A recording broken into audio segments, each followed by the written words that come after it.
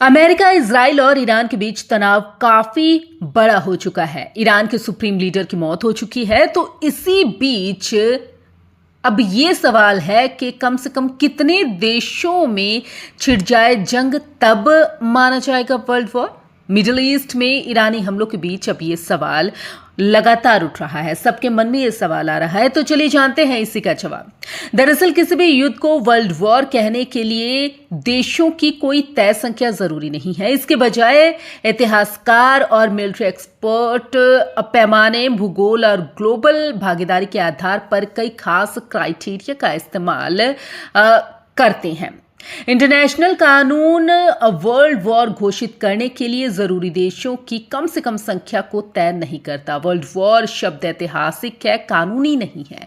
इसका इस्तेमाल इतिहासकार तब करते हैं जब किसी लड़ाई में दुनिया की बड़ी ताकतें शामिल होती हैं और ये दुनिया के कई इलाकों में फैल जाती हैं।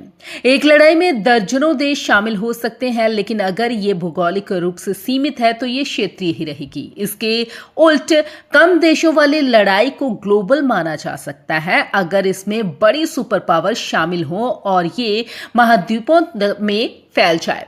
वर्ल्ड वॉर के लिए मुख्य शर्त क्या है, अब ये सवाल है। तो मुख्य शर्त है अमेरिका, रूस, चीन जैसी बड़ी ग्लोबल ताकतों और नाटो जैसे बड़े मिलिट्री गठबंधनों का सीधे तौर पर मिलिट्री में शामिल होना।